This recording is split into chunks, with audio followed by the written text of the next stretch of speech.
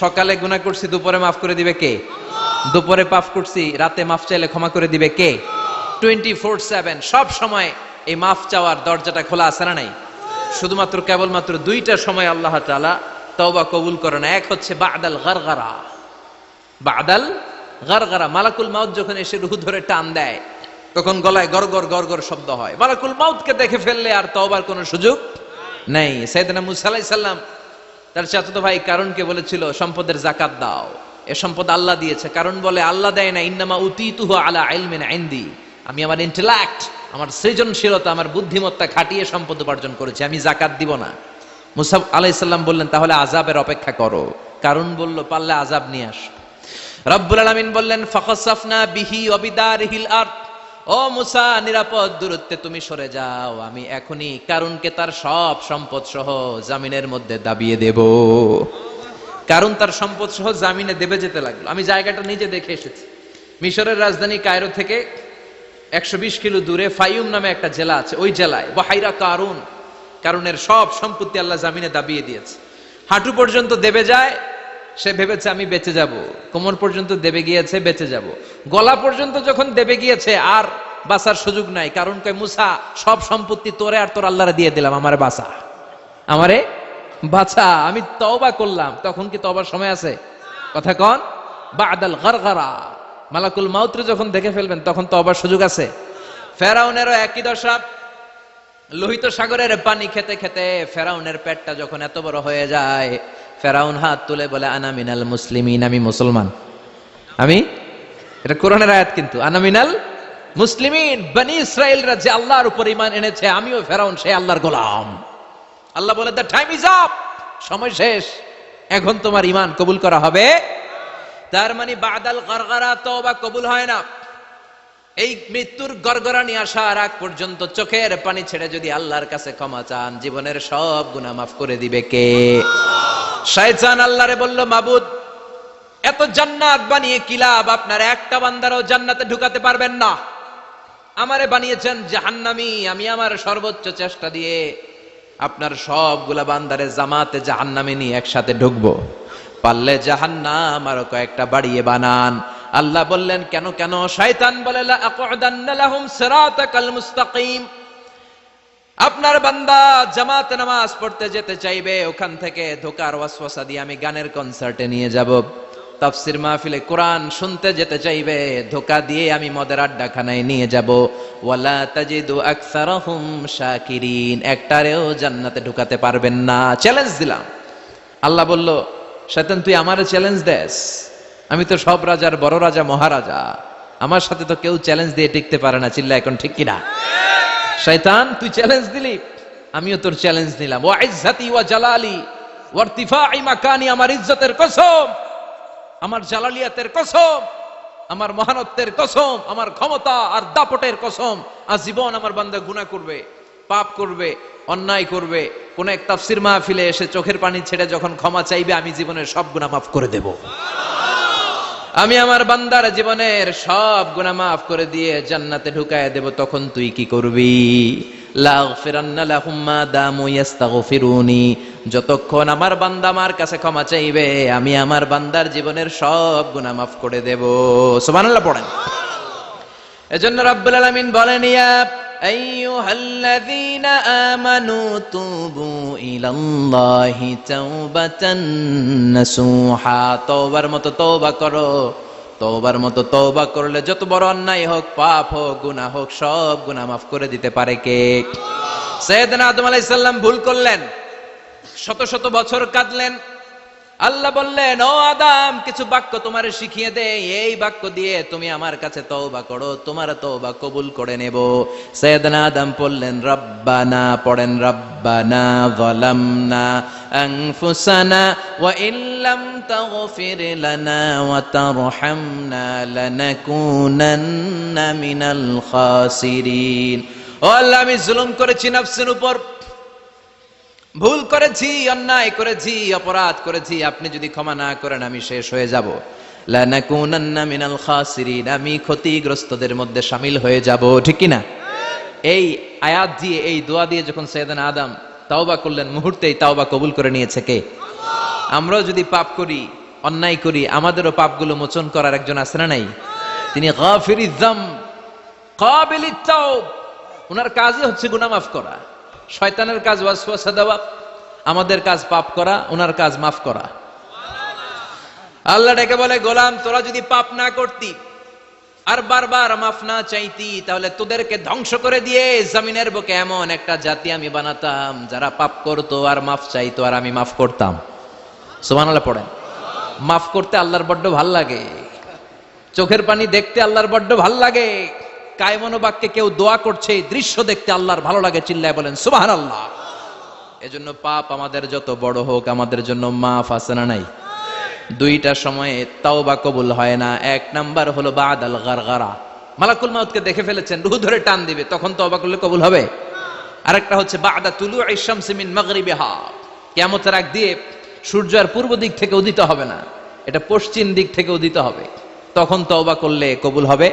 তখন তওবার দরজাকে বন্ধ করে দিয়েছে কে? এজন্য আমরা যে কোনো পাপই করি না কেন, পাপ হয়েই যেতে পারে, আশা হারানোর কারণ নাই। Never lose hope, never give up. মুমিন কখনো আশা হারায় না, মুমিন কখনো নিরাশ হয় না। মুমিনের আশা ভরসা একটা সত্তার উপরে, চিৎকার করে বলতে হবে তিনি কে? এজন্য পাপ হওয়ার সাথে সাথে আমরা তওবা করব কার কাছে? বিশ্বনবী বললেন কিছু কিছু কাজ আছে এগুলো হয়ে যাওয়ার পরে দেরি করা যায় না। এক নম্বরে নামাজের ওয়াক্ত হলে দেরি করা যায় না, ঠিক কিনা? সালাত কায়েম করো, সালাত কায়েম করো, হবে সম্মানী তুমি, হবে জান্নাতি তুমি, হবে সম্মানী তুমি, হবে জান্নাতি তুমি, দিবে কাল হাসরে শীতল ছায়া আরশে আজিম, রব্বিয়াল আলা রব্বিয়াল আযীম, রব্বিয়াল আলা রব্বিয়াল আযীম। সুবহানাল্লাহ পড়েন। নামাজের সময় হওয়া মাত্র দেরি নাই। তাজহিজুল মাইয়িত, মারা গেলে লাশ রেখে দেয়া যায় না, তাড়াতাড়ি দাফন করে দাও। নামাজের সময় হলে নামাজ পড়ো, দেরি করো না। মানুষ মারা গেলে দাফন করতে দেরি করো না। বান্দা যদি পাপ করে ফেলে তওবা করতে দেরি করো। এজন্য পাপ করার সাথে সাথে তওবা করার দরকার আছে না নাই? এখন তওবা যে করব, কোন সিস্টেমে করব? কোন সিস্টেমে? ভুল হওয়া মাত্রই আপনি অনুতপ্ত হয়ে চোখের পানি ছেড়ে আল্লাহর কাছে মাফ চান, আল্লাহর কাছে ক্ষমা চান, এটার নামই তওবা। আমাদের দেশে হুজুর আইনা তওবা পড়ায়, আছে না নাই? আনন্দপুরে এগুলা নাই, আছে না? কয় ইমাম সাহেবরে নিয়ে আয়, খতিব সাহেবরে নিয়ে আয়, হাফেজ সাহেব হুজুরে নিয়ে আয়, তওবা পড়া। না, তওবা পড়ানো লাগে না, আপনার নিজের তওবা আপনি নিজেই পড়বেন। আপনি অনুতপ্ত হয়ে চোখের পানি ছেড়ে আপনার আল্লাহরে ডাক দেন, ডাক দেয়া মাত্র তিনি সাড়া দেবে, চিল্লায় বলেন ঠিক কি না? উলামায়ে কেরামরা তওবার 5টা শর্ত আরোপ করেছে। এই 5টা শর্তের আলোকে যদি তওবা করেন, মুহূর্তের মধ্যেই তওবা কবুল করে নিবে কে? এক নাম্বার শর্ত হচ্ছে আল ইকরা, acknowledgement. You have to acknowledge that you are the great sinner in the world. এই পৃথিবীর সবচেয়ে বড় পাপী। 5টা শর্তের এক নাম্বার হচ্ছে আপনি স্বীকার জান, আল্লাহ আমার চেয়ে বড় পাপী আকাশের নিচে জমিনের উপরে দ্বিতীয়টা নাই। এমন কোনো পাপ নাই যে আমি করি নাই। আমার চেয়ে নাদান, আমার চেয়ে পিশাচ, আমার চেয়ে বড় পাপী দ্বিতীয়টা কেউ। অ্যাকনলেজ ইউর সিন, আপনি আপনার পাপগুলো স্বীকার করেন। নাম্বার 1। নাম্বার 2, আন-নাদাম, repentance. You have to be repentant for what you have committed from sins. যে পাপ করেছেন এই পাপের জন্য আপনি লজ্জিত হন। আপনি নিজেকে আল্লাহর কাছে ছোট করে পেশ করেন, আল্লাহরে ডেকে বলেন, আল্লাহ আমি আপনার গোলাম, গোলামের ঘরের গোলাম, বান্দির ঘরের গোলাম, আমারে মাফ করে দেন, আমি লজ্জিত, আমি অনুতপ্ত। তাহলে 1 নম্বর শর্ত আপনি ঘোষণা দেন যে আপনি পাপ করেছেন। 2 নম্বর শর্ত আপনাকে অনুতপ্ত হতে হবে যে আল্লাহ আমি পাপ করে ফেলেছি। 3 number, you have to stop what you have committed. যে পাপ আপনি শুরু করেছেন এটা বন্ধ করে দেন। আপনি সুদের জন্য সুদ খাইছেন, আল্লাহর কাছে তওবা করলেন, আবার সুদ খাওয়া চালিয়েও যাচ্ছেন, এই তওবা কবুল হবে? সুদ খাওয়া আগে বন্ধ করেন। আপনি ঘুষ খেয়েছেন, এই ঘুষ খাওয়ার কারণে আপনি আল্লাহর কাছে তওবা করলেন, কিন্তু ঘুষ খেয়েই যাচ্ছেন, এই তওবা কবুল হবে? 3 নাম্বার হচ্ছে you have to stop what you have committed. আপনি যেই পাপ করেছেন এটাকে বন্ধ করেন। 4 নাম্বার শর্ত, you have to hate what you have committed. আপনি যেই পাপটা করেছেন এটাকে মন থেকে ঘৃণা করেন, ওইটারে মন থেকে ঘৃণা করতে হবে। 5 নাম্বার শর্ত হচ্ছে you have to determine that you never repeat this sin again. আল্লাহর কাছে ওয়াদা দেন, কমিটমেন্ট দেন যে আল্লাহ পারতপক্ষে আমার জীবনে আর এই কাজটা করব। এই 5টা শর্তের আলোকে তওবা করলে কবুল করবে কে? 1 নম্বরে স্বীকার জান, আল্লাহ আমি পাপী। 2 নম্বরে অনুতপ্ত হন, 3 নম্বরে পাপ কাজটা বন্ধ করে দেন, 4 নম্বরে ওই পাপ কাজটাকে মন থেকে ঘৃণা করেন, 5 নম্বরে আল্লাহর কাছে ওয়াদা দেন আর জীবনেও এই পাপ করব না। এই 5টা শর্তের আলোকে যদি তওবা করেন, আপনার তওবা কবুল করে নিবে কে? এজন্য যত পাপ, যত অন্যায় আমরা করি না কেন, আমাদের এই পাপগুলো, অন্যায়গুলো ক্ষমা করার একজন আছে না নাই? তিনি কে? এজন্য সব সময় তওবা করতে রাজি আছেন তো? প্রতিদিন শত শতবার তওবা করতে রাজি আছেন? প্রতিদিন শত শতবার ইস্তেগফার পড়তে রাজি আছেন? বিশ্বনবী প্রতিদিন 70 বারেরও বেশি ইস্তেগফার পড়তেন। শুধু টয়লেটে যে মুহূর্তে থাকতেন ওই মুহূর্তে পড়তেন না, টয়লেটে ঢোকার মুহূর্তে বিশ্বনবী ইস্তেগফার পড়তে পারতেন না, তাই টয়লেট থেকে বেরোয়েই তিনি ইস্তেগফার পড়তেন। তিনি পড়তেন গফরানাক। কি পড়তেন? গফরানাক মানে হলো আস্তাগফিরুল্লাহ। গফরানাক মানে কি? গফরানাক মানে আল্লাহ আমি আপনার ক্ষমা চাই, মানে আস্তাগফিরুল্লাহ। আবার বিশ্বনবী বলতেন মান লাযামাল ইস্তিগফার জাআলাল্লাহু লাহু মিন কুল্লি দিকিন মাখরাজা। যে ব্যক্তি সব সময় ইস্তেগফারের সাথে লেগে থাকে তাকে সব সময় বিপদ থেকে মুক্তি দিবে কে? আমাদের জীবনে বিপদ আছে না নাই? কত ধরনের বিপদ! যে কোনো সময় অসুস্থ হয়ে যেতে পারি, যে কোনো সময় দুর্ঘটনার কবলে পড়তে পারি, যে কোনো সময় গুম হয়ে যেতে পারি। কথা কন, এদেশে গুমটুম নাই মনে হয়, ক্রস ফায়ার নাই। কে কোন সময় গুম, কে কোন সময় নাই, কোনো ঠিক নাই। আল্লাহ বিশ্বনবী বললেন মান লাজিমাল ইস্তিগফার জাআলাল্লাহু লাহু মিন কুল্লি দিকিন মাখরাজা। সব সময় যে ইস্তিগফারের সাথে আঠার মতো লেগে থাকবে, আল্লাহ তাআলা তাকে বিপদ থেকে সব সময় মুক্তি দান করবেন। সুবহানাল্লাহ পড়েন। 2 নম্বরে বিশ্বনবী বললেন অমিন কুল্লি হাম্মিন ফারাজা। ওই ব্যক্তিকে রব্বুল আলামিন সব ধরনের দুশ্চিন্তা থেকে মুক্তি দিয়ে দিবেন। আমাদের জীবনে দুশ্চিন্তা আছে না নাই? টেনশন নাই কার কার? হাত তোলেন তো। যে হুজুর আমার কোনো টেনশন নাই। আপনার টেনশন নাই, মাশাআল্লাহ। আমার সাথে দেখা করবেন আলোচনার পরে। টেনশন ছাড়া মানুষ আছে? বাসার টেনশন, মরার টেনশন, কবরের টেনশন, ক্যারিয়ারের টেনশন, বিদ্যুৎ বিলের টেনশন, গ্যাসের বিলের টেনশন, বাড়ি ভাড়ার টেনশন আছে না নাই? বিশ্বনবী বললেন টেনশন ছাড়া মানুষ নাই। সব সময় আঠার মতো যে ইস্তেগফারের সাথে লেগে থাকবে তাকে টেনশন মুক্ত করে দিবে কে? 3 নাম্বার ওয়ারযুকহু মিন হাইসু লা ইয়াহতাসিব। এমন জায়গা থেকে আল্লাহ তাআলা রিজিকের ব্যবস্থা করে দিবেন সে কল্পনাও করতে পারবে না। আমি নিজে এটার প্রমাণ পেয়েছি। অনেক অনেক সময় আমি কল্পনাও করি নাই যে এখান থেকে আমার রিজিকের ব্যবস্থা হতে পারে। এমন পরিমাণে রিজিকের ব্যবস্থা এসেছে 2 হাতে নিয়েও কুলাতে পারি নাই। এজন্য সব সময় চলতে ফিরতে উঠতে বসতে ইস্তিগফারের সাথে লেগে থাকার দরকার আছে না নাই? আবার বিশ্বনবী বললেন সদা সর্বদা যারা সব সময় ইস্তিগফার পড়বে আল্লাহর পক্ষ থেকে কোনো আযাব গজব তাদের উপর পাকড়াও হবে না। ওয়া মা কানাল্লাহু মুআযযিবাহুম ওয়া হুম ইস্তাগফিরুন। সুবহানাল্লাহ। যতক্ষণ তুমি ইস্তিগফার পড়বে আল্লাহর পক্ষ থেকে প্রোটেকশন আছে না নাই? তাহলে 4টা জিনিস পেলেন। 1 নম্বরে বিপদ থেকে মুক্তি দিবে কে? টেনশন মুক্ত করে দিবে কে? রিজিকের ব্যবস্থা করে দিবে কে? আল্লাহর আযাব আর গজব থেকে আপনার হেফাজতে রাখবে কে? ইস্তিগফার পড়ার 5 নম্বর ফজিলত হচ্ছে সব সময় ইস্তিগফার পড়লে আপনি মুস্তাজাবুদ দাওয়া হয়ে যাবেন। কি হয়ে যাবেন? মানে দোয়া করলেই কবুল করবে কে? মুস্তাজাবুদ দাওয়া। এই টার্মিনোলজি, এই পরিভাষাটা কি আজকে প্রথম শুনলেন?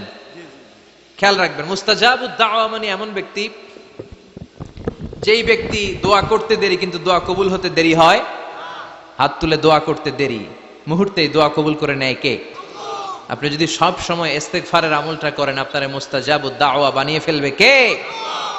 আপনারা ইমাম আহমদ ইবনে হাম্বলের নাম শুনেছেন?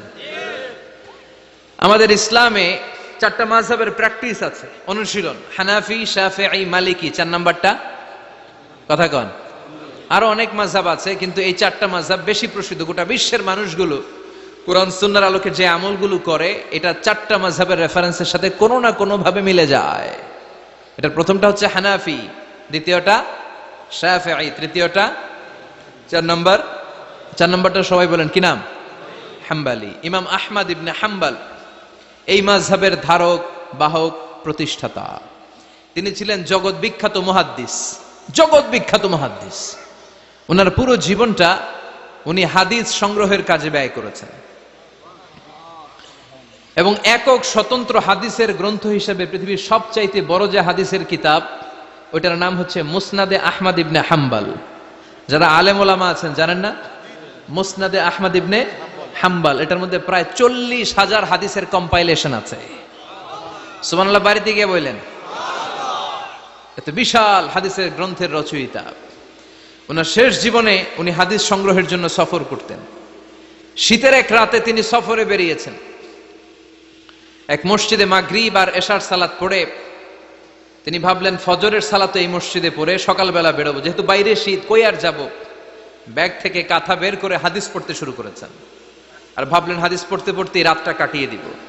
কিন্তু মসজিদের দারোয়ান এসে বলে, মুরব্বী মসজিদে তো থাকা যাবে না, আপনি বেরোন। আহমদ ইবনে হাম্বল অনুনয় বিনয় করলেন যে তোর কাছে হাত জোর করে ক্ষমা চাই বাবা, এই শীতের রাতে আমারে বের করে দিস না, আমি রাতটা মসজিদে কাটাতে চাই, আমি ফজরের নামাজেরও মুসল্লি এই মসজিদের, আমি ফজর পরে তারপরে যাব।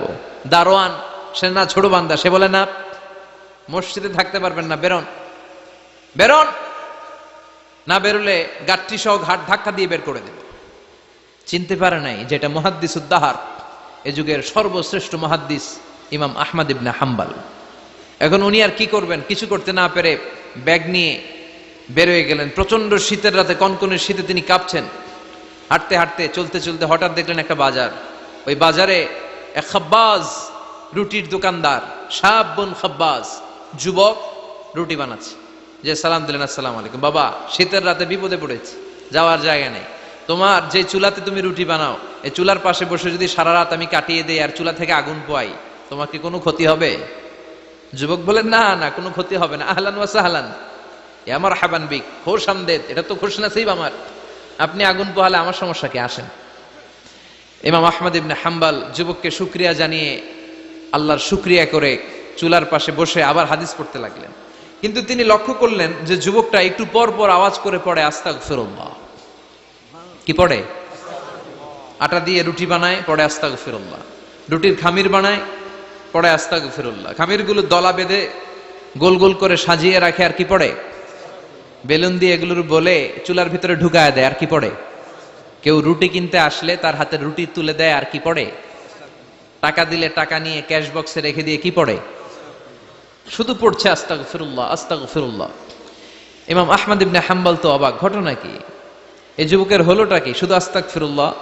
তিনি হাদিসের কিতাবটা বন্ধ করে যুবককে জিজ্ঞেস করলেন, বাবা, আসার পর থেকেই দেখছি তুমি শুধুই পড়ছো আস্তাগফিরুল্লাহ আস্তাগফিরুল্লাহ আস্তাগফিরুল্লাহ, ঘটনাটা কি, কেন এত তুমি ইস্তিগফার পড়ো?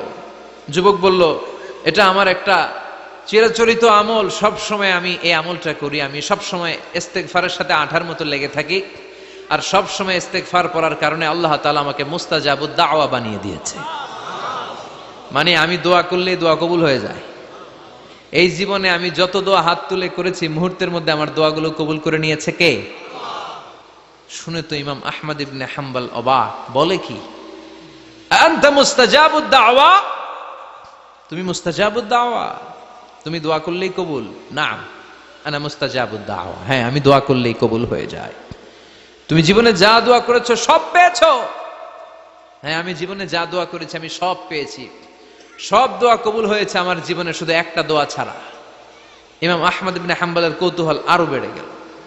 সব দোয়া তোমার কবুল হয়েছে, একটা দোয়া কবুল হয় নাই, সেটা আবার কি? যুবক বলতে আরম্ভ করলো, আমার যে দোয়াটা কবুল হয় নাই সেটা হচ্ছে আমি আল্লাহর কাছে অনেকবার দোয়া করেছি, আল্লাহ শুনেছি এই জামানার সবচেয়ে বড় মুহাদ্দিস, তার নাম নাকি ইমাম আহমদ ইবনে হাম্বল। আল্লাহ তোমার কাছে আমার আকুতি, তোমার কাছে আমার মিনতি, আমি যেন এত বড় মুহাদ্দিসের হাতে হাত রেখে মুসাফা করতে পারি আর তার কপালে একটা চুমু দিতে পারি। আমার এই দোয়াটা আজও কবুল হয় নাই, আজও আল্লাহ তাআলা এই দোয়াটা কেন যে কবুল করেন আমি জানি না। একথা শুনে ইমাম আহমদ ইবনে হাম্বল আবেগপ্রবণ হয়ে গেলেন, আর নিজেকে ধরে রাখতে পারলেন না, চোখের পানি ছেড়ে দিলেন, আর বললেন, ইয়া শাব, হে যুবক, আহমদ ইবনে হাম্বলের সাথে দেখা করার জন্য তোমার আহমদ ইবনে হাম্বলের দরবারে যাওয়ার দরকার নাই, তোমার এই দোয়াটাও আল্লাহ কবুল করে নিয়েছে। আহমদ ইবনে হাম্বল দেখা দেওয়ার জন্য তোমার দরবারে ছুটে এসেছে। আনা আহমদ ইবনে হাম্বল মুহাদ্দিসুদ দাহর, আমি হচ্ছে আহমদ ইবনে হাম্বল। যুবক নিজেকে ধরে রাখতে পারে না, চোখের পানি ছেড়ে দিয়ে ওই যুগের সবচাইতে বড় মুহাদ্দিসকে জড়িয়ে ধরে হাতের মধ্যে হাত রেখে মুসাফা করে আহমদ ইবনে হাম্বলের কপালে চুমুকে দেয়, আর আহমদ ইবনে হাম্বলের কাছে দোয়া চেয়ে বলল, ও ইমাম, রব্বুল আলামিন আমার জীবনের কোন দোয়া আজকে আর বাকি রেখে দেন নাই, এই যেই দোয়াটা বাকি ছিল এই দোয়াটাও আল্লাহ কবুল করে নিয়েছে, এই দোয়াটাও কবুল, মুস্তাজাবুদ দাওয়া। আপনি সব সময় যদি ইস্তিগফারের সাথে আঠার মতো লেগে থাকতে পারেন, আপনি দোয়া করা মাত্র দোয়া কবুল করে নেবে কে? এজন্য সব সময় অবসরে বসে আছেন, বাস স্টেশনে বসে আছেন, সিএনজিতে চড়ে এক জায়গা থেকে আরেক জায়গায় যাচ্ছেন, বিছানায় শুয়ে আছেন, পড়বেন আস্তাগফিরুল্লাহ। কি পড়বেন? প্রাণ খুলে মন থেকে আওয়াজ করে সবাই পড়েন আস্তাগফিরুল্লাহ। আবারও পড়েন আস্তাগফিরুল্লাহ, চিল্লায় পড়েন আস্তাগফিরুল্লাহ। বিশ্বনবী ইস্তিগফারের অনেকগুলো আলফাজ শিখিয়েছেন, সবচেয়ে সহজ যেটা শিখিয়েছেন সেটার নাম হলো আস্তাগফিরুল্লাহ। বিশ্বনবী জামাতে সালাত শেষে সালাম ফিরিয়ে আওয়াজ করে পড়তেন আল্লাহু আকবার, তারপরে 3 বার পড়তেন আস্তাগফিরুল্লাহ, আস্তাগফিরুল্লাহ, আস্তাগফিরুল্লাহ। পড়ার দরকার আছে না নাই? পড়তে রাজি আছেন তো? সালাম ফেরানোর পরে কি পড়বেন? নাকি দোয়া করার জন্য পাগল হয়ে যাবেন? আল্লাহুম্মা আমিন ইয়া আরহামার রাহিমিন, আছে না নাই? পাগল হয়ে যায় দোয়া করার জন্য, কিন্তু তাসবিহ গুলো পড়তে চায় না। বিশ্বনবী লম্বা তাসবিহ পড়তেন, সালাম ফেরানোর পরেই আস্তাগফিরুল্লাহ। পড়তে রাজি আছেন? আবার বিশ্বনবী বললেন, যে ব্যক্তি পড়বে আস্তাগফিরুল্লাহ আল্লাযী লা ইলাহা ইল্লা হুয়াল হাইয়ুল কাইয়্যুম ওয়া আতুবু ইলাইহি, যুদ্ধের ময়দান থেকে যদি কেউ পালিয়ে যায় তার কোনো মাফ নাই। এটা অনেক বড় কবিরা গুনাহ। আত-তাওয়াল্লি মিন ইয়াউমিজ যাহফ, যুদ্ধের ময়দান থেকে পালালে ওর কোনো মাফ নাই। বিশ্বনবী বলেন, যুদ্ধের ময়দান থেকে পালিয়ে এসেছে কোন মুসলিম সৈনিক, সেও যদি এই আস্তাগফিরুল্লাহ আল্লাযী লা ইলাহা ইল্লা হুয়াল হাইয়ুল কাইয়্যুম ওয়া আতুবু ইলাইহি মন থেকে পড়ে, তার জীবনের গুনাহ আল্লাহ মাফ করে দিবে। আবার সাইয়েদনা আবু বকর, সহিহ বুখারীর বর্ণনা, বিশ্বনবীরে বললেন, ইয়া রাসূলুল্লাহ আল্লিমনি দুআআন আদউ বিহি ফি সালাতি, ও নবী আপনি আমারে এমন একটা দোয়া শিক্ষা দেন যেই দোয়াটা আমি নামাজের মধ্যে করব। বিশ্বনবী বললেন, তুমি নামাজের মধ্যে পড়ো, আল্লাহুম্মা ইন্নী যালামতু নাফসি যুলমান কাসীরা ওয়া লা ইয়াগফিরুয যুনুবা ইল্লা আনতা ফাগফিরলি মাগফিরাতাম মিন ইনদিকা ইন্নাকা আনতাল গফুরুর রহিম। সুবহানাল্লাহ। এটার আমরা বলি দোয়া মাসুরা, এটাও একটা ইস্তিগফার। যেখানেই ক্ষমা চাওয়ার কথা আছে ওইটাই ইস্তিগফার। বুঝতে পেরেছেন? আল্লাহুম্মা ইন্নী যালামতু নাফসি, ও আল্লাহ অনেক জুলুম করেছি, যুলমান কাসীরা, জুলুমের শেষ নাই, ওয়া লা ইয়াগফিরুয যুনুবা ইল্লা আনতা, আপনি ছাড়া এই জুলুম আর পাপ ক্ষমা করার কেউ নাই, ফাগফিরলি মাগফিরাতাম মিন ইনদিক, নিজ গুণে আমার গুনাহ ক্ষমা করে দেন, ওয়া লা ইয়াগফিরুয যুনুবা ইল্লা আনতা, আপনি ছাড়া গুনাহ ক্ষমা করার দ্বিতীয় কেউ নাই। আমাদের পাপ ক্ষমা করার আর কোন সত্তা আছে? চিল্লায় বলেন আছে? আবার বিশ্বনবী বললেন, যত ইস্তিগফার আছে সব ইস্তিগফারের সেরা সর্বশ্রেষ্ঠ ইস্তিগফারের নাম সাইয়্যিদুল ইস্তিগফার। কি নাম? সহিহ বুখারীর বর্ণনা, শাদ্দাদ ইবনে আউস রাদিয়াল্লাহু তাআলা আনহু বর্ণনা করে বলেন, কেউ যদি দিনের বেলা একবার সাইয়্যিদুল ইস্তিগফার পড়ে, ওই দিন যদি লোকটার মৃত্যু হয়ে যায়, মুহূর্তের মধ্যে লোকটারে জান্নাতি ঘোষণা দিয়ে দিবে কে? রাত্রি বেলা যদি কেউ সাইয়্যিদুল ইস্তিগফার একবার পড়ে, ওই রাতে ইন্তেকাল হলে তার জীবনের সব গুনাহ মাফ করে দিয়ে ওই লোকটারেও জান্নাতি করে দিবে কে? দিনে যদি সাইয়্যিদুল ইস্তিগফার একবার পড়েন, ওই দিনে ইন্তেকাল করলে আপনি জান্নাতি।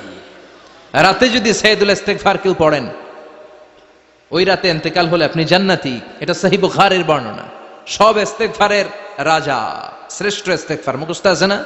কার কার মুখস্থ আছে? হাত তুলেন। সাইয়্যিদুল ইস্তিগফার মুখস্থ আছে কার? মাশাআল্লাহ, তাবারাকাল্লাহ। এটা আপনাদের বাড়ির কাজ দিলাম। যাদের মুখস্থ নাই তারা গুগলে সার্চ করবেন সাইয়্যিদুল ইস্তিগফার, লেখা মাত্রই পেয়ে যাবেন। বইতে আছে, বিভিন্ন ইসলামিক দোয়ার বইতে আছে, গুগলে ইউটিউবে সার্চ দিলে পেয়ে যাবেন। এই সাইয়্যিদুল ইস্তিগফার প্রতিটা মুমিনের অন্তরে থাকার দরকার আছে না নাই? আল্লাহুম্মা আনতা রাব্বি লা ইলাহা ইল্লা আনতা খালাকতানি ওয়া আনা আবদুক ওয়া আনা আলা আহদিকা ওয়া ওয়া'দিকা মাস্তাতা'তু আউযু বিকা মিন শাররি মা সানা'তু আবুউ লাকা বিনি'মাতিকা আলাইয়া ওয়া আবুউ লাকা বিযামবি ফাগফিরলি ফাইন্নাহু লা ইয়াগফিরুয যুনুবা ইল্লা আনতা। সুবহানাল্লাহ পড়েন। এটার নাম সাইয়্যিদুল ইস্তিগফার। এটার নাম কি? কত হাবিজাবি দোয়া যে বানায় বানায় পড়ে তার শেষ নাই। বিশ্বনবী যে দোয়াগুলো শিখাই দিলেন, এগুলো পড়তে সালাত শেষে 1 ঘন্টা সময় লাগবে আপনার। 1 ঘন্টার আগে মুসল্লা থেকে ওঠার কোনো সুযোগ নাই। চিল্লায় বলেন ঠিক কিনা? বিশ্বনবী সালাম ফিরিয়ে আওয়াজ করে পড়তেন আল্লাহু আকবার, 3 বার পড়তেন আস্তাগফিরুল্লাহ, 33 বার সুবহানাল্লাহ, 33 বার আলহামদুলিল্লাহ, 33 বার আল্লাহু আকবার। এরপরে পড়তেন লা ইলাহা ইল্লাল্লাহু ওয়াহদাহু লা শারীকা লা, লাহুল মুলকু ওয়া লাহুল হামদু ওয়া হুয়া আলা কুল্লি শাইইন কাদির। সুবহানাল্লাহ পড়েন।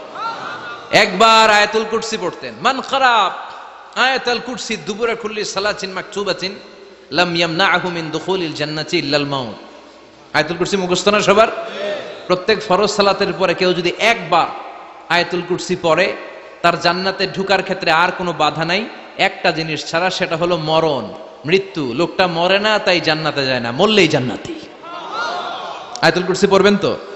সালাত শেষে বিশ্বনবী বলতেন আল্লাহুম্মা ইন্না নাসআলুকাল হুদা ওয়াত তুকা ওয়াল আফাফা ওয়াল গিনা, আল্লাহুম্মা আ'ইন্না আলা যিকরিকা ওয়া শুকরিকা ওয়া হুসনি ইবাদাতিক, আল্লাহুম্মা লা মানিআ লিমা আ'তাইতা ওয়া লা মু'তিয়া লিমা মানআতা ওয়া লা ইয়ানফা'ু যাল জাদ্দি মিনকাল জাদ, আল্লাহুম্মা হাব্বিব ইলাইনাল ঈমান ওয়া যায়্যিনহু ফি কুলুবিনা ওয়া কাররিহ ইলাইনাল কুফরা ওয়াল ফুসুক ওয়াল ইসয়ান ওয়াজআলনা মিনার রাশিদিন। সুবহানাল্লাহ পড়ে।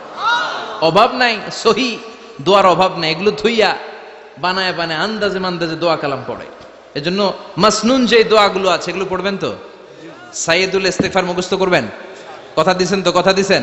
কারা কারা মুখস্থ করবেন হাত তুলে আমারে আল্লাহর দেখান। রাজি আছো মুসলমান? আল্লাহ সবাইকে কবুল করুন। আমরা পড়ি আমিন। আবার আল্লাহ বললেন ওয়াল মুস্তাগফিরিনা বিল আসহার, ওয়াল মুস্তাগফিরিনা বিল আসহার। আমার প্রিয় বান্দারা শেষ রাতে চোখের পানি ছেড়ে তাহাজ্জুদের নামাজে যায়, নামাজ ভিজায়, আর শেষ রাতে ইস্তেগফার পড়ে, ঠিক কিনা? তাহাজ্জুদের যায় নামাজে মরণ দিও প্রভু আমায়, একামতে দিনের কাজে কবুল করে নিও আমায়। তাহাজ্জুদের যায় নামাজে মরণ দিও প্রভু আমায়, একামতে দিনের কাজে কবুল করে নিও আমায়। সুবহানাল্লাহ পড়েন। যেই নবীর কোনো পাপ নাই, যেই নবীর কোনো অন্যায় হয় নাই, গুনাহ হয় না, ওই নবীকেও আল্লাহ ইস্তেগফার করার অর্ডার করেছেন। রব্বুল আলামিন বলেন ফাসাব্বিহ বিহামদি রাব্বিকা ওয়াস্তাগফিরহু ইন্নাহু কানা তাওয়াবা। ফাসাব্বিহ, নবী তাসবিহ পড়েন, বিহামদি রাব্বিকা, রবের নামে, রবের প্রশংসার তাসবিহ পড়েন, ওয়াস্তাগফিরহু, তার কাছে ক্ষমা চান, ইস্তেগফার পড়েন, ওয়াস্তাগফিরহু, ফাসাব্বিহ বিহামদি রাব্বিকা ওয়াস্তাগফিরহু। ও নবী আপনি ইস্তেগফার পড়েন। যে নবীর কোনো গুনাহ নাই, ওই নবীকে যদি আল্লাহ ইস্তেগফার পড়ার অর্ডার করতে পারেন, আমাদের ইস্তেগফার পড়ার দরকার আছে না নাই? প্রতিদিন কম করে 100 বার ইস্তেগফার পড়বো। কয়বার? চিল্লায় বলেন কয়বার? আওয়াজ করে সবাই আবার পড়েন আস্তাগফিরুল্লাহ, আর জোরে পড়েন আস্তাগফিরুল্লাহ। এজন্য পাপ হোক, অন্যায় হোক, শয়তানের ওয়াসওয়াসায় পড়ে নামাজ ছেড়ে দিয়েছি, মিথ্যা কথা বলেছি, আব্বা আম্মার সাথে বেয়াদবি করেছি, জুলুম করেছি, মুহূর্তেই চোখের পানি ছেড়ে 2 রাকাত নামাজ পড়ে তওবা করে ইস্তেগফার পড়ে ক্ষমা চাইবো কার কাছে? চিল্লায় বলেন কার কাছে? এগুলো হচ্ছে মুমিনের হাতিয়ার। এই তাওবা, এই ইস্তেগফার, this is the weapon of believers. এগুলো বিশ্বাসীদের হাতিয়ার। তলোয়ার, ড্রোন হামলা, মিসাইল, AK-47 এগুলো আমাদের হাতিয়ার নয়। আমাদের আসল হাতিয়ার হচ্ছে তওবা, আমাদের আসল হাতিয়ার হচ্ছে ইস্তেগফার, আমাদের আসল ওয়েপন হচ্ছে জিকির। চিল্লায় বলেন ঠিক কিনা? আর জিকিরটা হতে হবে একজনের নামে। চিল্লায় বলেন তিনি কে? ওয়াযকুর রাব্বাকা ফি নাফসিকা তাদাররুআ ওয়া খীফা ওয়া দুনাল জাহরি বিল কওলি বিল গুদুমি ওয়াল আসাল ওয়া লা তাকুম মিনাল গাফিলিন। আল্লাহ বললেন ওয়াযকুর রাব্বাকা ফি নাফসিকা তাদাররুআ ওয়া খীফা। আল্লাহর জিকির করো, আল্লাহর নাম জপো মনে মনে, বিনয়ের সাথে, গোপন ভাবে, চিৎকার চেঁচামেচি করো না। কিন্তু আমাদের জিকিরের ভেতরে চিৎকার চেঁচামেচি আছে না নাই? আমরা মাহফিলের মধ্যে মাঝে মাঝে লা ইলাহা ইল্লাল্লাহর জিকির করাই না আওয়াজ করে। এটা হচ্ছে তালিমান, তালিমের জন্য জায়েজ আছে। কিন্তু শ্রেষ্ঠ জিকির হচ্ছে একা একা জিকির করা। আল্লাহ বললেন তাদাররুআ ওয়া খাইফা, কোরআনের আয়াত, তাদাররুআ ওয়া খাইফা, with full of humility and humbleness, বিনয়ের সাথে জিকির করো, খাইফা, গোপনে গোপনে, দুনাল জাহারি বিল কওল, চিৎকার না করে। কিন্তু চিৎকার করে লাফিয়ে লাফিয়ে জিকির করে দেশে আছে না নাই? কথা বলেন। ইন্নাল্লাহা জামিল ওয়া ইউহিব্বুল জামাল, আল্লাহ নিজে সুন্দর আর সব সুন্দরকে আল্লাহ পছন্দ করেন। দেখবেন এদেশে কিছু জিকির আছে ওইটার মধ্যে আল্লাহর নাম বোঝা যায় না, আছে না নাই? হুই হাই করে লাফালাফি করে, যে হুই হুই হুই হুই যে করে, এই হুই হুই এর মধ্যে আল্লাহর নাম আছে? কথা কন। যেই শব্দে আল্লাহর নাম নাই ওটা দিয়ে জিকির করা যাবে? কত ধরনের ভয়ঙ্কর জিকির। আবার জিকিরও করে বাঁশের উপরও লাফায়। যিনি জিকির পরিচালনা করে তার কাঁধের উপর যে চেপে বসে, আছে না নাই? এটা কি জিকিরের সৌন্দর্য? কথা বলেন। আমরা জিকির করব ওই পন্থায় যে পন্থায় বিশ্বনবী করেছেন, সাহাবারা করেছেন। বিশ্বনবী জিকির করতেছেন, সাহাবারা জিকির করতে করতে বিশ্বনবীর কান্দে উঠছে, আছে না হাদিসে? সাহাবারা জিকির করতে করতে খেজুর গাছের চূড়ায় উঠেছে। কথা বলেন। জিকিরের মধ্যে সৌন্দর্য আছে না নাই? এজন্য জিকিরের সৌন্দর্যগুলো অবলম্বন করে যেন আমরা আল্লাহরে ডাকতে পারি। চিল্লায় বলেন ঠিক কিনা? এজন্য রাব্বুল আলামিন বলেন, ফাযকুরুনি আযকুরকুম ওয়াশকুরুলি ওয়ালা তাকফুরুন, বেশি বেশি আমার জিকির করো, তাইলে আমিও তোমাদের জিকির করব। আমরা আল্লাহরে ডাকলে আল্লাহ নাকি আমগরে ডাকে? ভাল লাগে? আল্লাহ বললেন, ফাইন যাকারানি ফি নাফসি যাকারতুহু ফি নাফসি, আমার বান্দা যদি একা একা আমার জিকির করে, আমি আমার বান্দার একা একা জিকির করি। আমার বান্দা যদি মহাসম্মেলনে মহাসমাবেশে সবাই রে নিয়ে আমারে ডাকে, আমি এর চাইতেও শ্রেষ্ঠ একটা মহাসম্মেলন ফেরেশতাদেরকে নিয়ে করে আমার বান্দার জিকির করি। ওয়া ইন তাকাররাবা ইলাইয়া শিবরান তাকাররাবতু ইলাইহি যিরাআন, আমার কোন বান্দা আমার দিকে যদি এক বিঘত এগিয়ে আসতে চায়, আমি আমার বান্দার দিকে এক হাত এগিয়ে যেতে চাই। আমার বান্দা যদি আমার দিকে এক হাত এগিয়ে আসে, আমি আমার বান্দার দিকে দুই হাত এগিয়ে যাই। ওয়া ইন আতানি ইয়ামশি আতাইতুহু হারওয়ালা, আমার বান্দা যদি আমার দিকে হেঁটে হেঁটে আসতে চায়, আমি আমার বান্দার কাছে দৌড়ে দৌড়ে যাই। কি আল্লাহ আমরা পাইছি, ডাক দেওয়া মাত্রই, ডাকা মাত্রই তিনি সাড়া দেয়। চিল্লায় বলেন ঠিক কিনা? এজন্য সব সময় আল্লাহর জিকির দিয়ে হৃদয়টারে সিক্ত রাখার দরকার আছে না নাই? বিশ্বনবী বললেন, লা ইয়াজালু লিসানুকা রাতবান মিন যিকরিল্লাহ, সব সময় আল্লাহর জিকির দিয়ে জিহ্বাটারে ভিজায় রাখো। জিকির করেন, লা ইলাহা ইল্লাল্লাহ, লা ইলাহা, লা ইলাহা ইল্লাল্লাহু মুহাম্মাদুর রাসূলুল্লাহ সাল্লাল্লাহু মাসালুল লাযী ইয়াযকুরু রাব্বা ওয়াল্লাযী লা ইয়াযকুরু রাব্বা মাসালুল হাইয়্যি ওয়াল মাইয়িত, যে হৃদয় আল্লাহর জিকির করে আর যে হৃদয় জিকির করে না, বিশ্বনবী বললেন দুই হৃদয়ের পার্থক্য হচ্ছে একটা জীবিত হৃদয় আর একটা মৃত হৃদয়। এখন আপনার হৃদয়কে আপনি কি জিন্দা রাখতে চান না মুর্দা বানাতে চান? আবার আল্লাহ বললেন, আলা বিযিকিরিল্লাহি তাতমাইন্নুল কুলুব, দুনিয়ার কোন জিনিস দিয়ে কলবের পরিচ্ছন্নতা হয় না, দুনিয়ার কোন জিনিস দিয়ে কলব পরিচ্ছন্ন হয় না, কলবের খাদ্য হয় না। কলবের খাদ্য হয় একটা জিনিস দিয়ে, সেটা কি? আল্লাহর জিকির। এজন্য কলবের মধ্যে কি বসাবেন? নাকি আয়না? আয়না বসাইয়া দে মোর কলবের ভিতর বাবারে। কথা কন। আয়না বসাইতে চাই, আছে না নাই? তোর বাবার কলবে তো আয়না নাই, তোরে কি আয়না দিব? বিশ্বনবী কলবে আয়না বসাইছে? সাহাবারা আয়না বসিয়েছে? আবু হানিফা কলবের ভেতরে আয়না বসিয়েছে? ইমাম শাফিঈ কলবে আয়না বসিয়েছে? কলবে আল্লাহর জিকির ছাড়া কোনো আয়না ফায়না বসানো চলবে না। চিৎকার করে বলেন ঠিক কিনা? আবার বিশ্বনবী বললেন, আফদালুয যিকরি লা ইলাহা ইল্লাল্লাহ, জিকিরের জগতে যত জিকির আছে শ্রেষ্ঠ জিকির হলো লা ইলাহা ইল্লাল্লাহ। মান ক্বালা লা ইলাহা ইল্লাল্লাহ সিদকান মিন কলবিহি দাখালাল জান্নাহ, ঈমানের সাথে ইখলাসের সাথে একবার কেউ যদি লা ইলাহা ইল্লাল্লাহ পড়ে, তার জন্য জান্নাতকে ওয়াজিব করে দিবে কে? এটার নাম কালিমাতে তাইয়্যিবা। কি নাম? দারাবাল্লাহু মাসালান কালিমাতান তাইয়্যিবাতান কাশাজারাতিন তাইয়্যিবা আসলুহা সাবিতুন ওয়া ফারউহা ফিস সামা। এই লা ইলাহার নাম আল্লাহ দিলেন কালিমায়ে তাইয়্যিবা। কি নাম? কথা কোন। ঝিনুকের ভেতর লুকিয়ে থাকে যেমন মতি, ঝিনুকের ভেতর লুকিয়ে থাকে যেমন মতি, কালমা শাহাদাতে আছে আল্লাহর জ্যোতি, কালমা শাহাদাতে আছে আল্লাহর জ্যোতি। পড়েন সবাই। ঝিনুকের ভেতর লুকিয়ে থাকে যেমন মতি, ঝিনুকের ভেতর লুকিয়ে থাকে যেমন মতি, কালমা শাহাদাতে আছে আল্লাহর জ্যোতি, কালমা শাহাদাতে আছে আল্লাহর জ্যোতি। সুবহানাল্লাহ পড়েন। তাহলে জিকিরের জগতে সবচেয়ে শ্রেষ্ঠ জিকিরের নাম, চিল্লায় বলেন কি নাম? সাইয়েদনা মুসা আলাইহিস সালাম আল্লাহর ডেকে বললেন, মাবুদ। সহিহ ইবনে হিব্বান, মুস্তাদরাকে হাকিম, দুইটা সহিহ হাদিসের গ্রন্থে হাদিসটা এসেছে। সাইয়েদনা আবু সাঈদ আল খুদরি হাদিসের বর্ণনাকারী। বিশ্বনবী বললেন, মুসা আলাইহিস সালাম আল্লাহর ডেকে বললেন, আল্লাহ আল্লিমনি কালিমাতান আদউ বিহা, ও আল্লাহ এমন একটা স্পেশাল জিকির আপনি আমারে শিক্ষা দেন, এই জিকির দিয়ে আমি আপনারে ডাকবো, এই জিকিরটা জানবে শুধু আমি আর জানবেন আপনি, দুনিয়ার কেউ জানবে না। এমন একটা জিকির শিখান যে জিকিরটা কেউ জানে না, জানবে শুধু আমি আর জানবেন আপনি। কথা শুনতেছেন? প্রশ্ন করছে কে? হ্যাঁ, আল্লাহ প্রশ্ন করছে। প্রশ্ন করেছে কে? মুসা আলাইহিস সালাম। করেছে কার কাছে? শ্রেষ্ঠ একটা জিকির শিখায় দেন যেটা শুধু আমি করবো আর কেউ করতে পারবে না। আল্লাহ বললেন, মুসা পড়ো লা ইলাহা। মুসা আলাইহিস সালাম বললেন, আল্লাহ জিজ্ঞেস করলাম কি আর কইলেন কি? লা ইলাহা ইল্লাল্লাহ, এটা তো জাতীয় জিকির।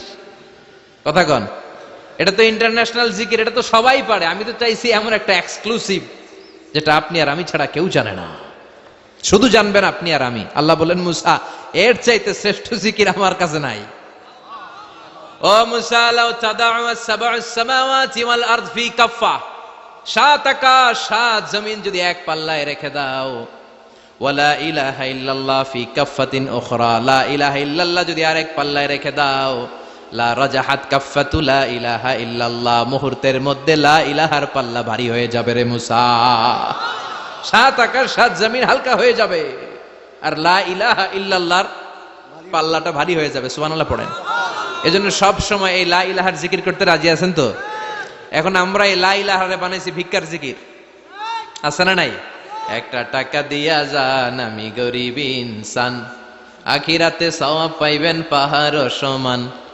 একটা টাকা দিয়া যান আমি গরিব ইনসান। আর লা ইলাহার জিকির, ভিক্ষার জিকির বানাইছি আমরা। কিন্তু এটা যে একটা বিপ্লবী বাণী, এটা যে একটা সংগ্রামী বাণী, এই বাণী যে মেনে নেয় সে আল্লাহ ছাড়া কারো সামনে মাথা নত করতে পারে না। চিল্লায় বলেন ঠিক কিনা? একটা বিপ্লবী কালিমাকে, একটা সংগ্রামী কালিমাকে আমরা ভিক্ষার জিকির বানিয়েছি। আপনারা তাফসির ফি জিলালিল কোরআনের রচয়িতা সাইয়্যিদ কুতুব শাহীদের নাম শুনেছেন?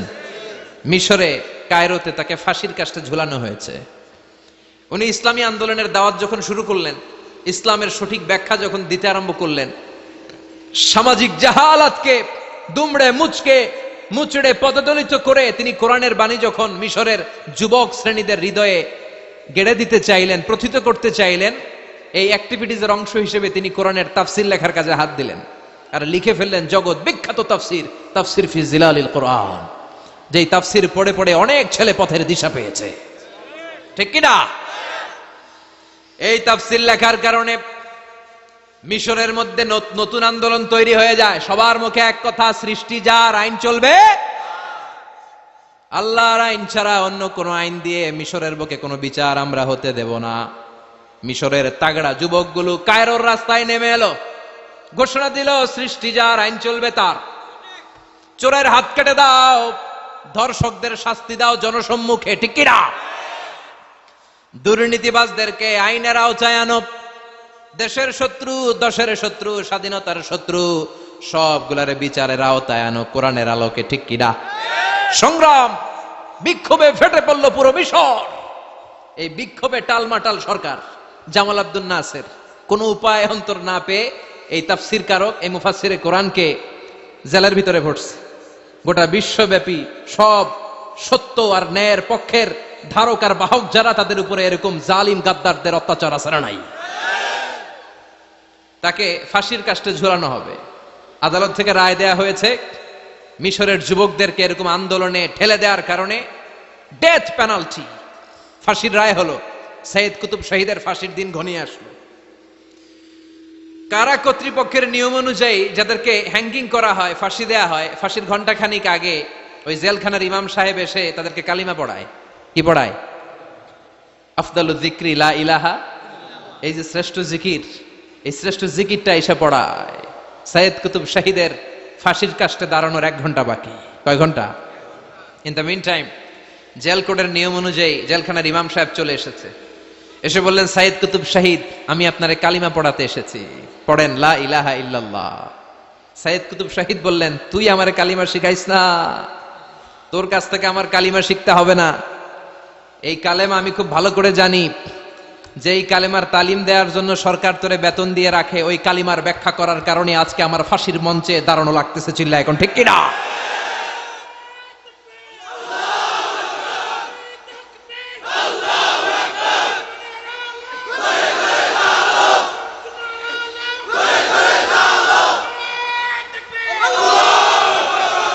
একই কালেমার তালিম তুমি দাও, তোমার টাকার বান্ডিল দেয়, আর ওই কালেমার এক্সপ্লেনেশন ব্যাখ্যা আমি সমাজে দিয়েছি, তাই আমারে ফাঁসি দেয়। তার মানে তোর কালেমা আমার কালেমা দুইটা আলাদা কালেমা, তোর কালেমা আমার কালেমা এক কালেমা না। চিল্লা এখন ঠিক কিনা? তার মানে কালেমায় আর কালেমায় পার্থক্য আছে না নাই?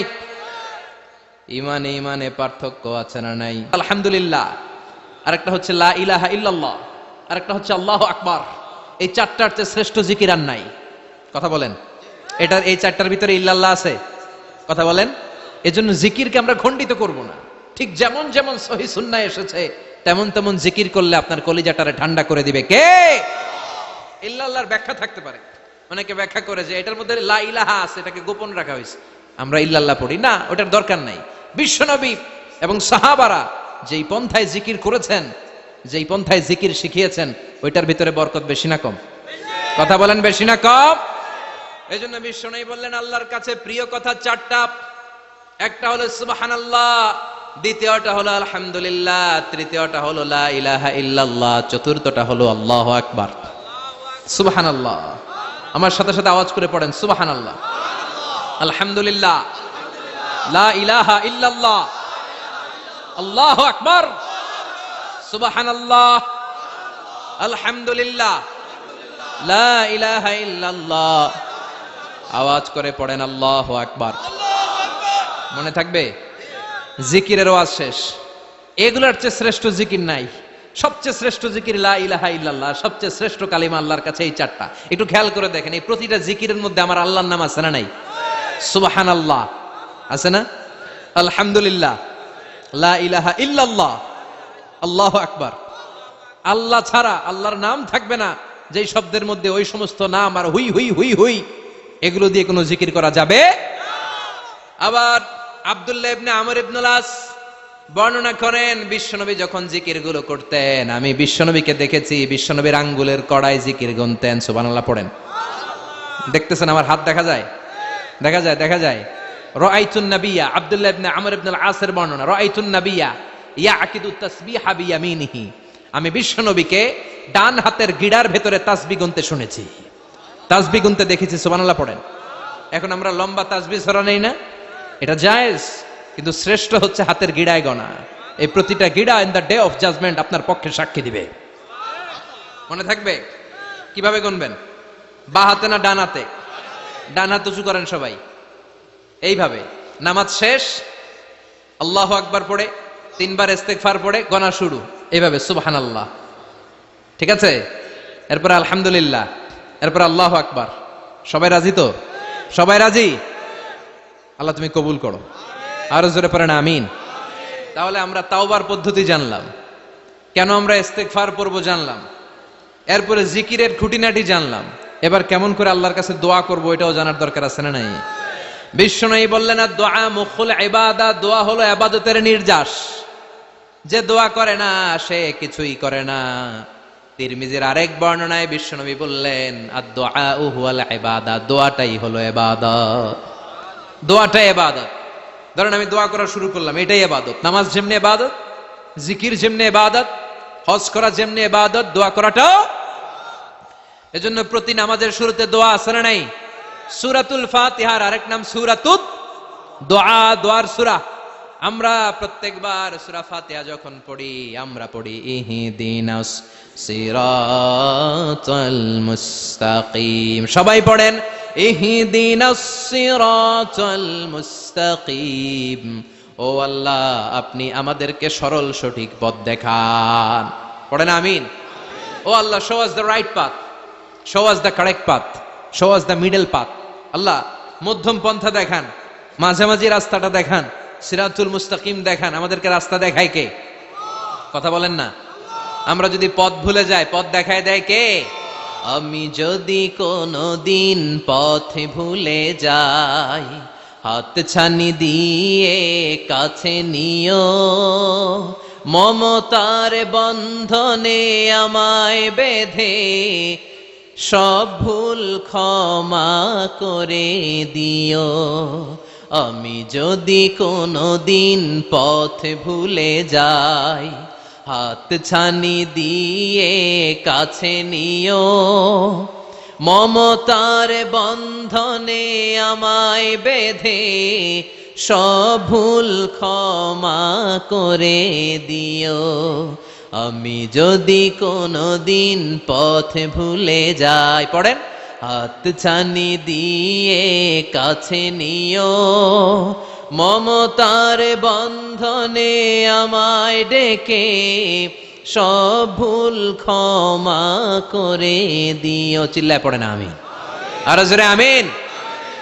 এজন্য বিশ্বনবী বললেন যে দোয়া বাদ দিল তার সব বাদ। কারণ দোয়া দিয়ে নামাজ শুরু, দোয়া দিয়ে সব শুরু। দোয়াটাই হলো ইবাদত। চিল্লায় বলেন ঠিক কিনা? আর দোয়া ও সিলাহুল মুমিন। দোয়া হচ্ছে মুমিনের উইপেন, অস্ত্র, মুমিনের বড় অস্ত্র। যেখানে সবকিছুর দৌরাত্ম্য শেষ, ওইখানে দোয়ার দৌরাত্ম্য শুরু। যেখানে সবকিছুর কারিশমা শেষ, ওখান থেকে দোয়ার কারিশমা শুরু। এরকম অনেক ক্যান্সারের মতো দুরারোগ্য ব্যাধিতে আক্রান্ত, ডক্টর ফাইনালাইজ করে দিয়েছে বাঁচবে না, 2 মাস বাঁচবে। কয় মাস? কথা বলেন। মাত্র 2 মাস সে বাঁচবে। তারপরও দেখা গেছে লোকটা 7 বছর বেঁচে ছিল। আছে না নাই? দোয়া, the power of দোয়া। Everything is pre-written, but by supplication is it's rewritten. সবকিছুই আগে লেখা থাকে। মহাবিশ্ব সৃষ্টির 50,000 বছর আগে আমাদের ভাগ্যে কি ঘটবে সব লিখে রেখেছে কে?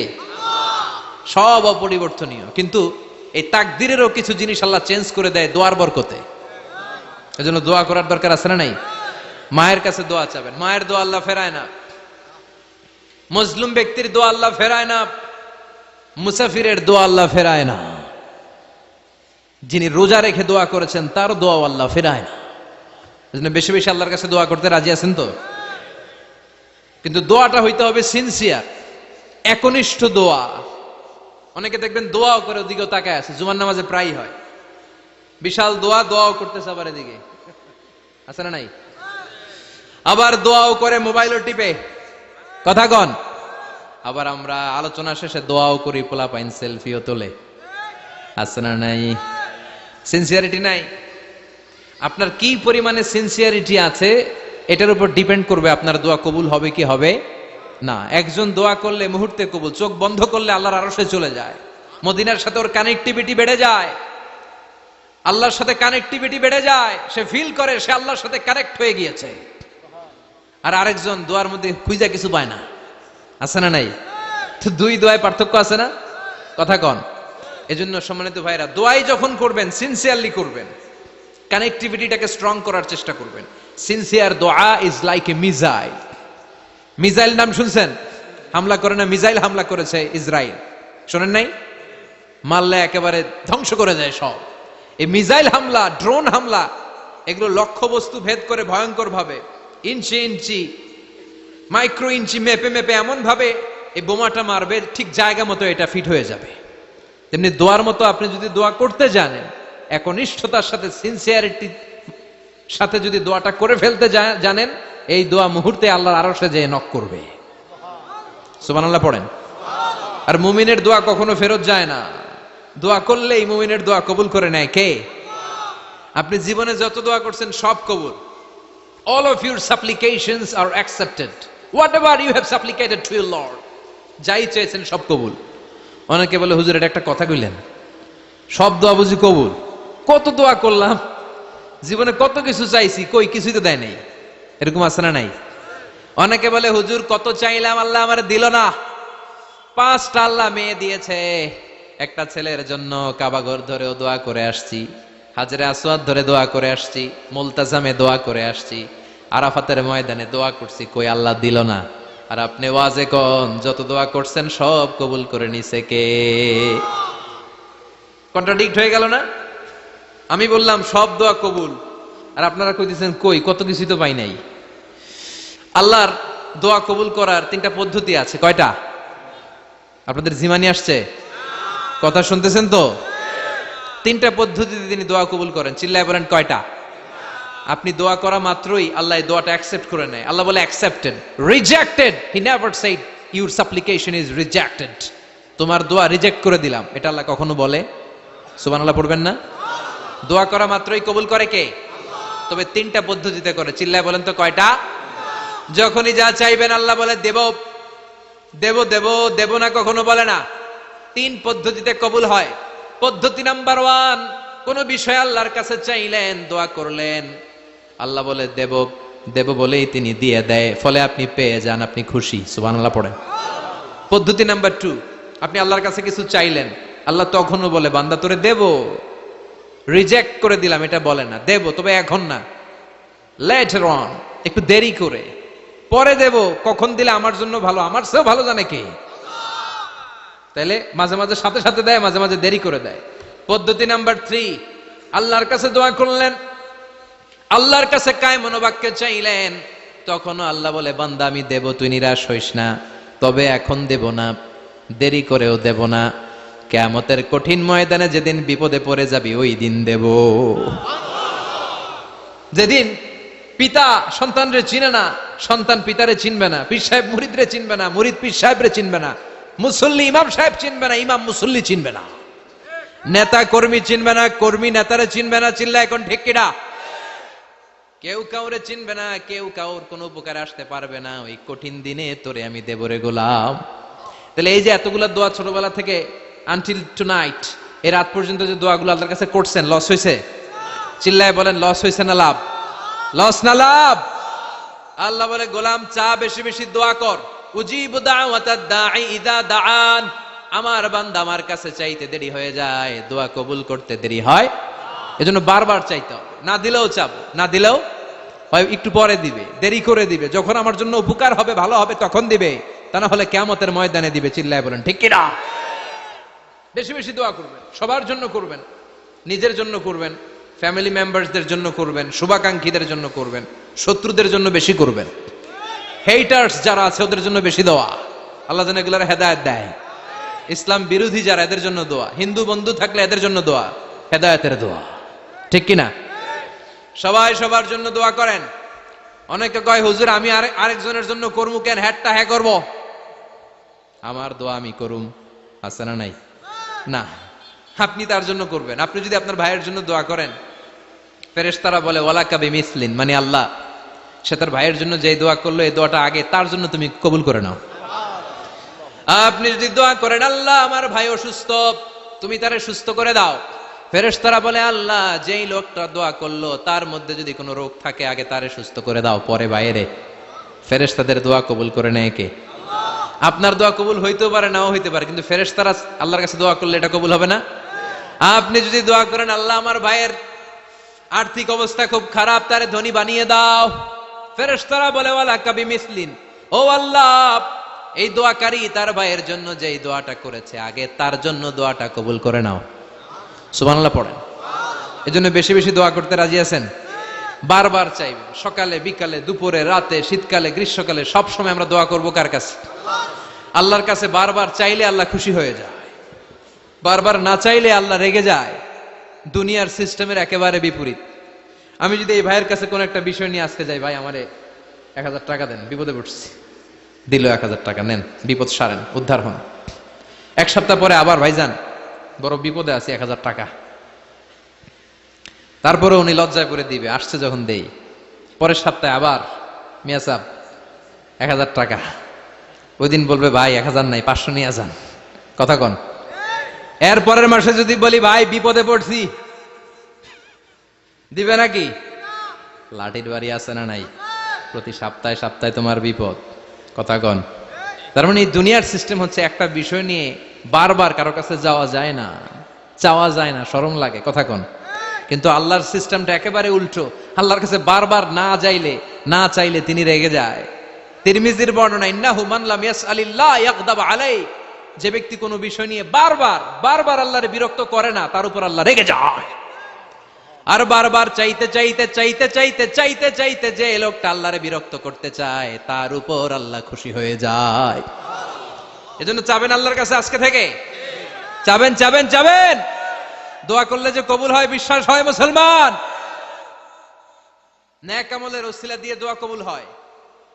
আপনার জীবনে যদি কোনো নেক আমল থেকে থাকে, যে নেক আমলগুলো আপনি আল্লাহর সন্তুষ্টির জন্য করেছেন, আমি আজকের মাহফিল আল্লাহর নামে একটা কসম কেটে বলে যাই, ওয়াল্লাহি, আল্লাহর কসম করে আমি আপনাদের বলছি, আপনার জীবনের এমন কোন নেক আমল যদি থাকে, যে আমলটা শুধুমাত্র কেবলমাত্র আপনি আল্লাহকে খুশি করার জন্য করেছিলেন, ওই নেক আমলের ওসিলা দিয়ে দোয়া করতে দেরি হবে, দোয়া কবুল হতে দেরি হবে।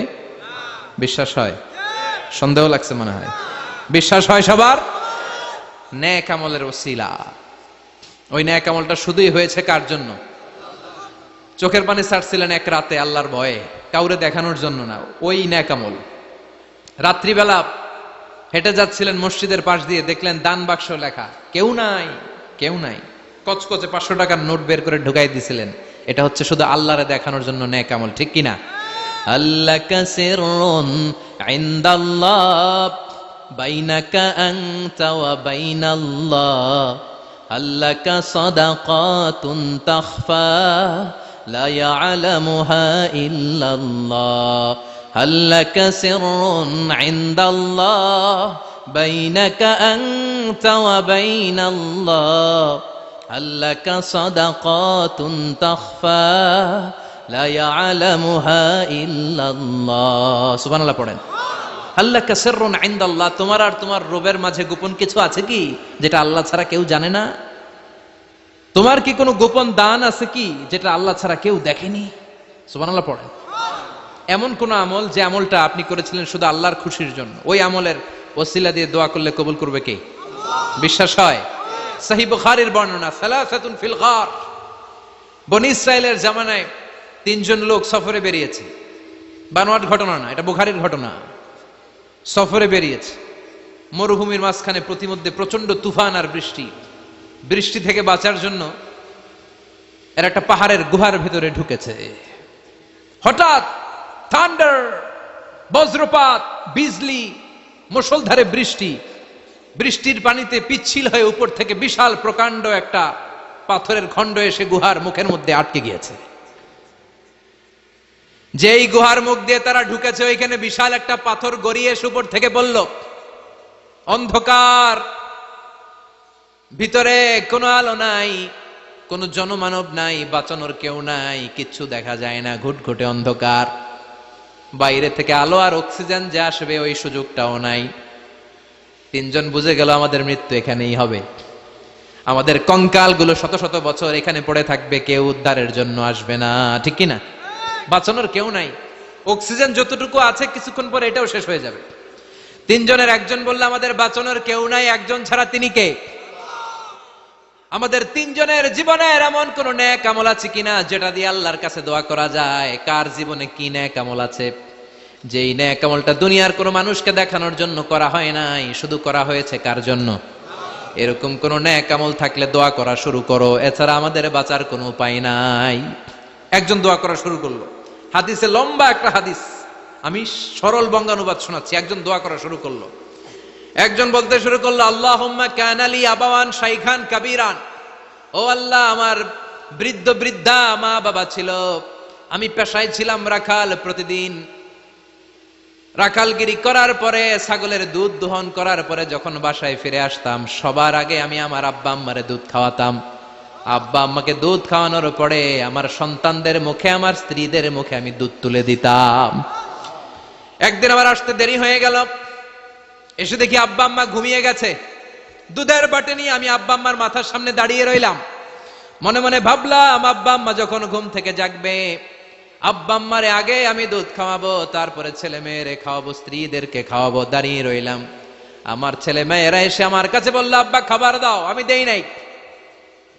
ক্ষুধার জ্বালায়, ক্ষুধার যন্ত্রণায় পাগল পাড়া হয়ে আমার কলিজার টুকরা ছেলে মেয়েগুলো আমার পায়ের মধ্যে পড়ে কাঁদতে লাগলো, আব্বা একটু দুধ দাও, ক্ষুধা লেগেছে। ও আল্লাহ, আমি দেই নাই। ফজর পর্যন্ত দাঁড়িয়ে রইলাম। ফজরের সময় যখন আব্বা আম্মা ঘুম থেকে উঠলেন, সবার আগে আব্বা আম্মারে দুধ খাওয়ালাম, তারপরে ছেলে মেয়েদের মুখে তুলে দিলাম। ও আল্লাহ, ও আল্লাহ, ওই দিনে সারা রাতটা আমি দাঁড়িয়ে আব্বা আম্মার জন্য যে দাঁড়িয়েছিলাম, দুনিয়ার কাউরে দেখানোর জন্য নয়, শুধু তোমারে খুশি করার জন্য। ওই রাতের ইবাদতটা যদি তোমার কাছে পছন্দ হয়, ফাফাররিজ আন্না মা নাহনু ফি, আজকে যেই বিপদে আমরা আছি, বিপদ থেকে তুমি বাঁচাও। বলার সাথে সাথে 1/3, 1/3 পাথরটা ডান দিকে সরে গেল।